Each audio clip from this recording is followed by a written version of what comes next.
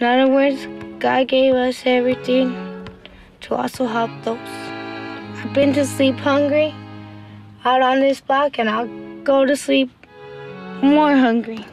Because you know why? I like to see my people eat before I do.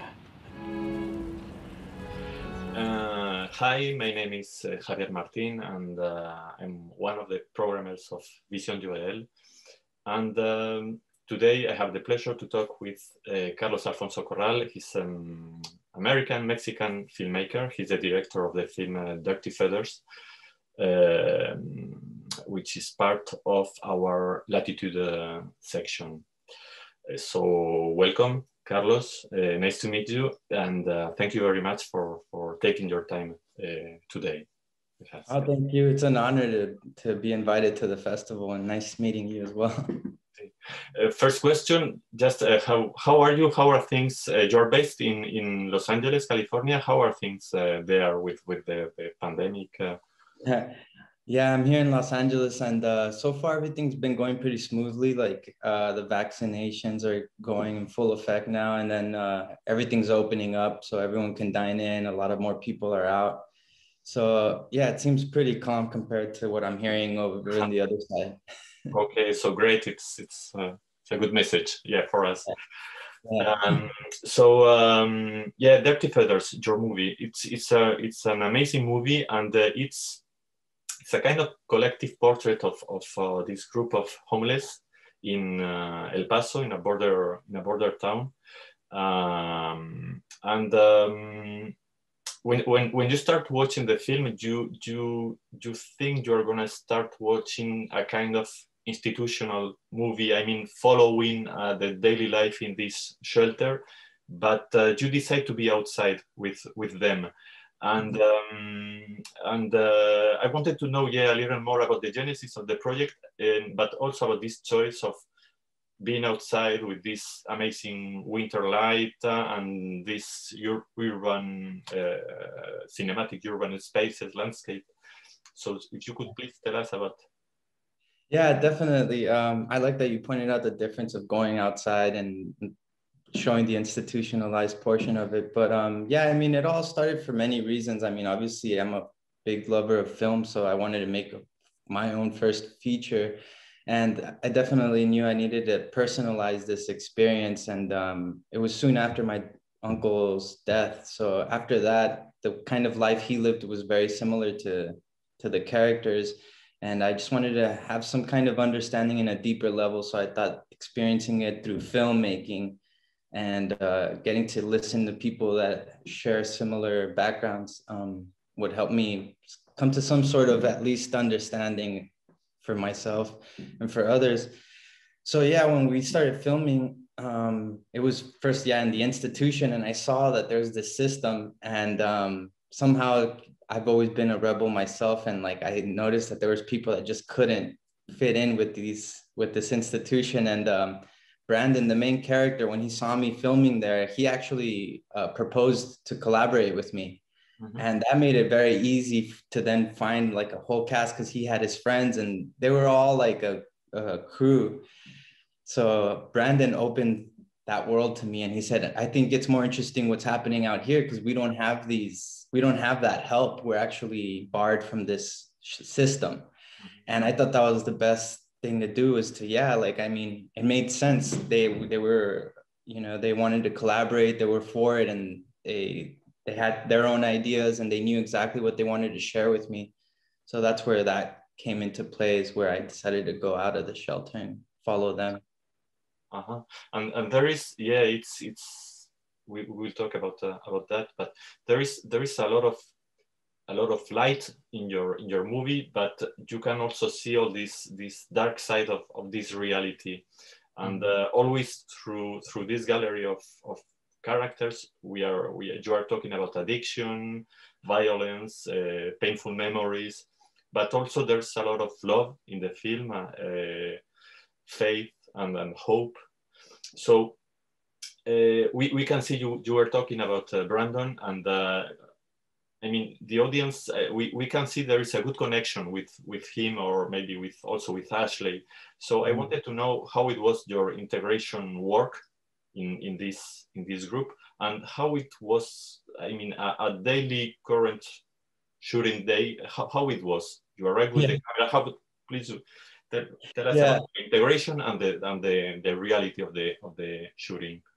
Yeah, I mean, initially when I met Brandon, we were talking, and then he introduced me to Ashley. Like instantly, there was this very vibrant energy from Ashley and this uniqueness. Like she almost seemed like she came out of a book or something because of the way her perspective was on life in the streets and being the youngest one and being a woman. And so yeah, I initially wanted to actually really follow her and almost just make her a central character. But then I just saw the different spectrum of just different ways people find themselves in this situation. And I thought that was important. So in the end, it just became this ensemble of characters. But a day-to-day life when we would film, everything would go wrong, which was perfect though. It was just the nature of the film that, I mean, they don't have phone, they didn't have cell phones or ways to communicate. So we all had to be by word. It all had to be like, hey, we'll meet tomorrow and we'll film at this time. And then I would show up and they weren't there. Sometimes I'd find them somewhere else. And then sometimes they even like weren't in the mood of filming. So it was very difficult in that aspect, but it's all part of it. So it was pretty great. And then again, like spontaneity would happen with the shoes burning and like scenes like that just all of a sudden came about. But we didn't film as much during the day. It was a lot of more, like passing time together and spending time talking about cooking and about different things. But we would film very little, but when we did, it was quite intense. We had to really be attentive and just adapt to the situation. And speaking of light, the light wasn't in the best conditions. I was always trying to have everyone and everything be at a certain time to have some beautiful light, but it ended up being this really harsh light, which again, in the end, I think is just the nature of the film, of the environment and the situation. So I think it's perfect. You are talking about these intense moments, and there are two moments I would like to talk about. These two moments of the film. I was really impressed by this mestizo guy, Carlos Gutierrez. Mm-hmm. And there's this amazing moment when he it's like kind of explosive emotional way he starts telling his own life to you through his body, through tattoos. So he starts with the name of his parents. You have the prison tattoos, the love tattoos, the teardrops hiding the drug pricks, and then finally the date of his son's death. So can you please go back to this precise moment during the shooting and how it happened, this moment, how it was?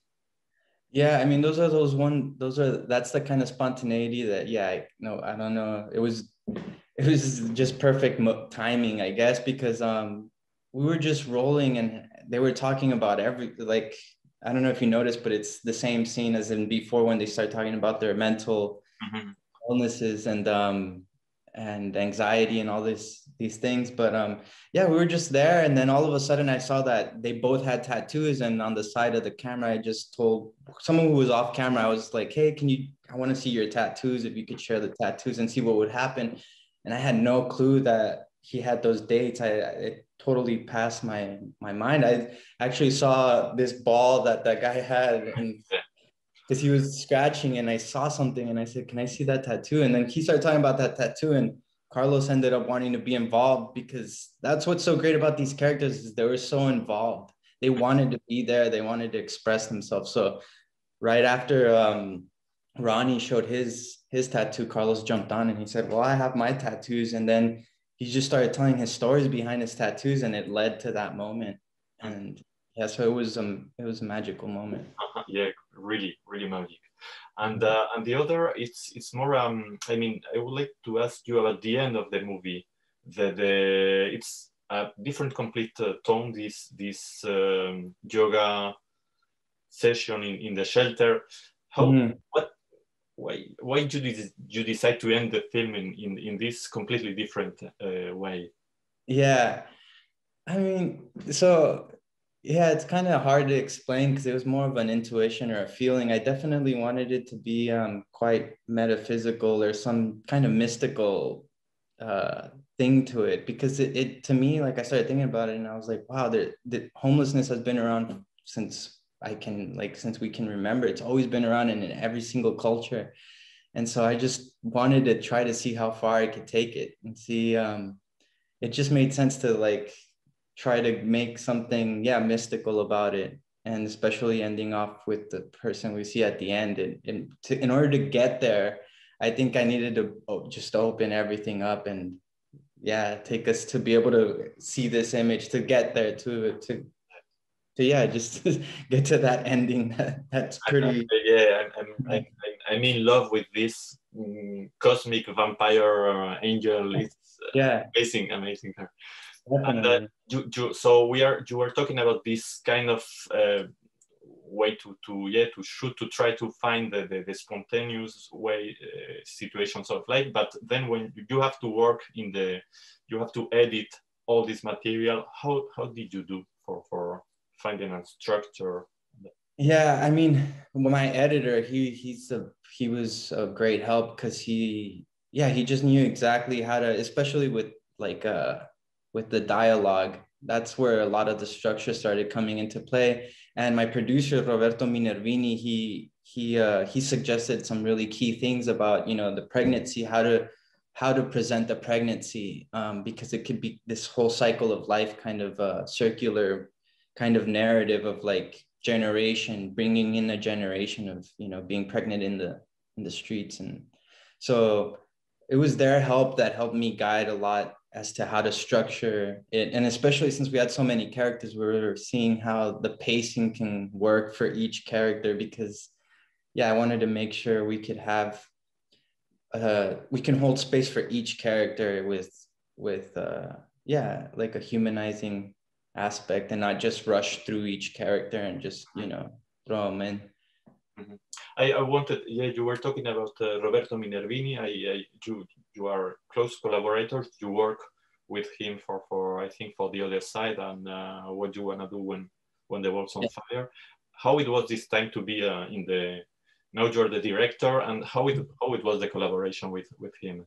Yeah, I mean, I learned a lot from him, and I didn't go to school, to film school. He was basically like my physical experience of filming, and so I learned a lot from him. Um, Not so much tech. I mean, I learned a lot technically, but the thing that really gave me an impression was the ethics and the way he is with characters, and his perspective and his sympathy, and just the sensibility that he has. So I learned a lot from that. And then him as a producer, now that it changed, he just gave me total freedom. It was really great. He actually was pushing me to try to be more authentic.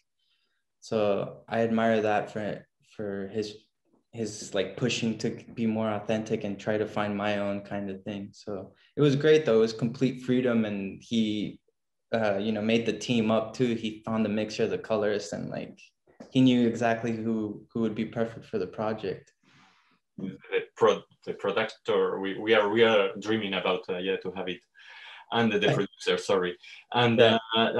last question, that just a few words about the music, because it's very important in the film, and the music you use, maybe with Ashley, with also different moment in the film, even in the end. Yeah, definitely. I mean, most of that music came from my grandmother and uncle's collection, because when they passed away, everyone in the family got their own things that they left behind, and I happened to have their vinyl collection. So a lot of it came from that selection. I just wanted to kind of keep that essence of my uncle and my grandmother, who had to raise my uncle. So it was like I wanted to make sure that that kind of element was in the movie. But as far as the decision to use music was because I just thought to modify and being able to heighten this reality and give, I mean, it was funny because when we first put music on, when we were editing, my editor was like, well, wait, where's this music coming from? And I was like, I understand that there's no music coming from anywhere, but it's like, why not? I just thought if I see actors with music coming from nowhere and they have this platform and they present them in this beauty and all this, So why can't we present real people this way, especially people who endure through things that we don't even have to endure through, or we might not be able to if we were to be put in that situation. So I definitely wanted to give them that dignity as well, and that spirit that they have. I wanted to really try to heighten that. Mm-hmm. It's very important.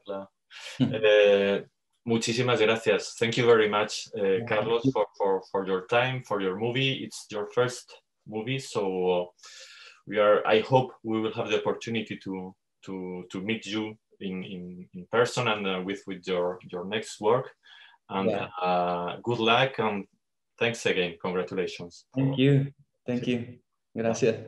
Nada.